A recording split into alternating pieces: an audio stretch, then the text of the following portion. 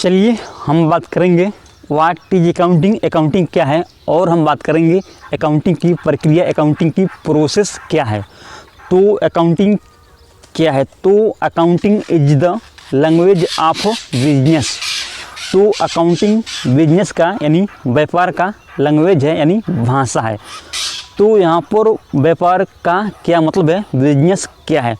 तो माल को खरीदना यानी गुड्स को खरीदना और फिर उसी गुड्स को बेचना, ठीक है। सर्विस देना, सर्विस लेना, गुड्स को बनाना यानी प्रोडक्शन ऑफ गुड्स। तो ये बिजनेस है, ये व्यापार है। और अगला है जो अकाउंटिंग है। अकाउंटिंग एक आर्ट है, एक कला है। किसका है? बिजनेस के लेन देन को पहचान करने का, रिकॉर्डिंग करने का, यानी बिजनेस के लेन देन को जो है इसको रिकॉर्ड करने का, रिकॉर्डिंग करने का एक आर्ट है, एक कला है, ये भी एक आर्ट है। और आपका क्लासीफाई करने का, समराइजिंग करने का, एनालिसिस करने का, इंटरप्रिटेशन करने का, कम्युनिकेटिंग करने का। तो ये जो स्टेप हैं ये एक आर्ट है, एक कला है, और हम इसको अच्छे तरीके से करते हैं। तो अकाउंटिंग एक आर्ट भी है।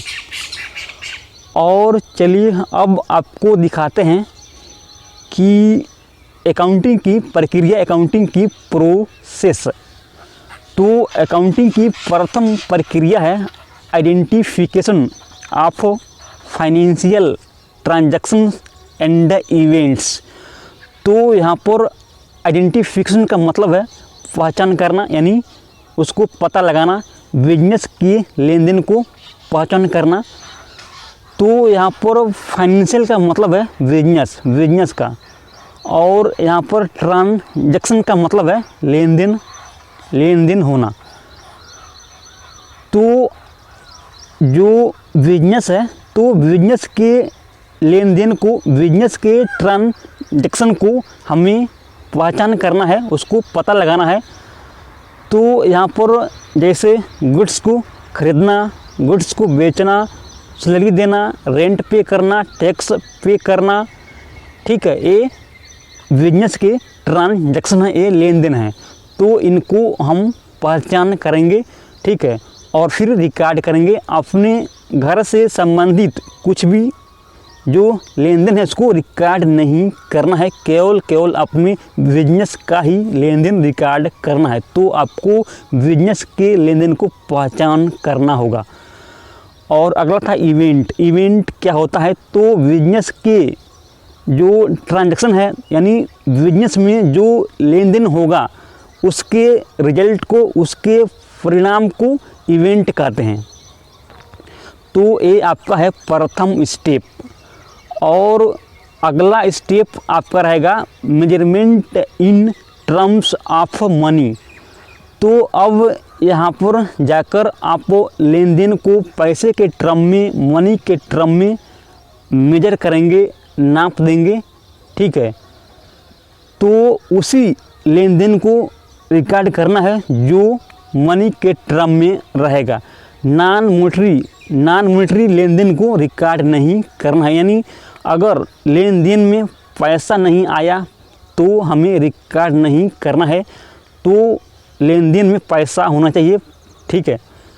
तो वही है measurement in terms of money. और अगला आपका रहेगा, अगला है आपका रिकॉर्डिंग। थर्ड है रिकॉर्डिंग। तो जो बिजनेस के लेन देन है उसको हमें रिकॉर्ड करना है, ठीक है। तो हम कहाँ रिकॉर्ड करेंगे? तो हम रिकॉर्ड करते हैं जर्नल बुक में।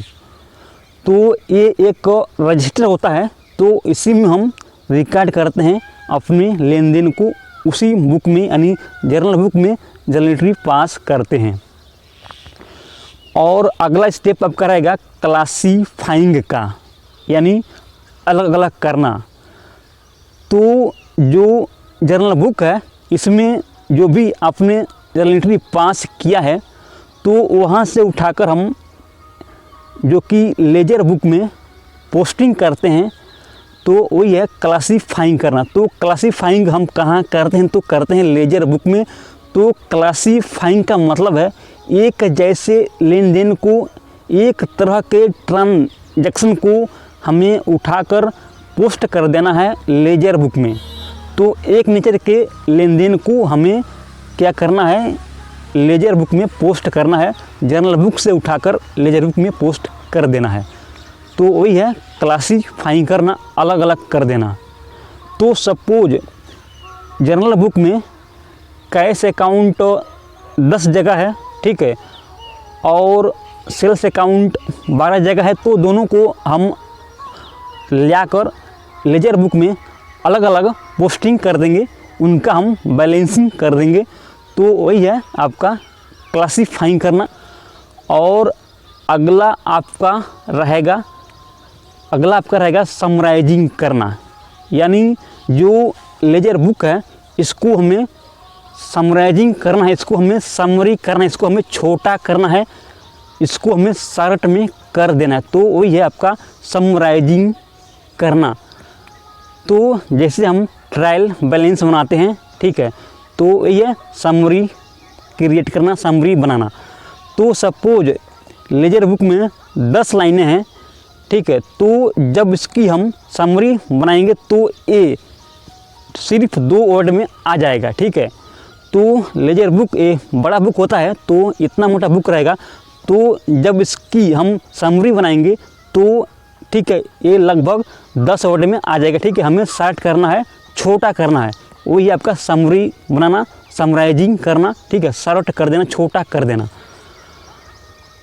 और अगला हमारा रहेगा एनालिसिस एंड इंटरप्रिटेशन। तो एनालिसिस का मतलब है सोचना समझना। तो सपोज हमने गुड्स ख़रीदा है, हमने माल ख़रीदा 100 रुपया का, और फिर उसी माल को, उसी गुड्स को बेचा है 200 रुपया में, और मेरा खर्चा हो गया था लगभग 20 रुपया। तो इसको आपको अपने दिमाग में इसको आपको कैलकुलेट कीजिए कितना प्रॉफिट आया है। तो जो आपने अपने दिमाग में इसको कैलकुलेट किया है वही है आपका एनालिसिस करना, ठीक है, सोचना समझना। और यहाँ पर इंटरप्रिटेशन का मतलब है कंक्लूजन निकालना, यानी रिजल्ट निकालना।